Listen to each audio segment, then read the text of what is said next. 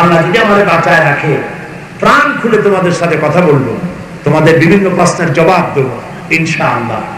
আমি আশা করি বগুড়া শহীদ প্রেসিডেন্ট জিয়াউর রহমান সাহেবের জন্মভূমি, যেখানে তিনি জন্ম লাভ করেছিলেন, তৃতীয় বিশ্বে ক্ষমতার কেন্দ্রবিন্দুতে থেকে মোহমুক্ত জীবনের যে তিনি পরিচয় দিয়েছেন, থার্ড ওয়ার্ল্ডে, এই বিশ্বে বর্তমান সময় তার দৃষ্টান্ত এক বিরল ঘটনা।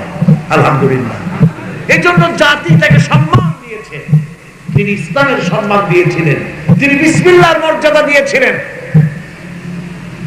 আমাদের সংবিধানে বিসমিল্লাহ ছিল না, তিনি বিসমিল্লাহ ঢুকিয়েছেন, ঠিক না? এখানে ধর্মনিরপেক্ষ মতবাদ ছিল, তিনি ধর্মনিরপেক্ষ মতবাদ তুলে দিয়ে আল্লাহর উপর ঈমান এবং অবিশ্বাস আস্থার কথা বলেছেন, বহুদলীয় গণতন্ত্রের কথা বলেছেন। শুধু বিসমিল্লাহ বলছেন, আল্লাহ এত খুশি হয়ে গেছেন, তার জানাজায় যত লোক হয়েছে, জানাজা এত বিশাল জানাজা আর কেউ পেয়েছে বলে অন্তত আমার জানা নাই। চোখের পানি দিয়ে এইভাবে মানুষকে বিদায় করেছে, মরা মানুষকে, তাও আমি কোনোদিন দেখি নাই। পত্রিকায় হেডিং ছিল, একটি কফিনের পাশে বাংলাদেশ, একটি কফিনের পাশে বাংলাদেশ। মনে হচ্ছিল জিয়ার সাথে দেশের কোটি কোটি জনতা সব তার সাথে কবরে যেতে চায়।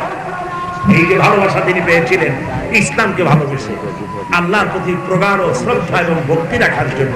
সুতরাং ধর্ম নিরপেক্ষ কোন মতবাদ নয়, এটি নির্দিষ্ট মতবাদ। এই মতবাদ বাদ দিয়ে ইসলামের পথে আসতে হবে।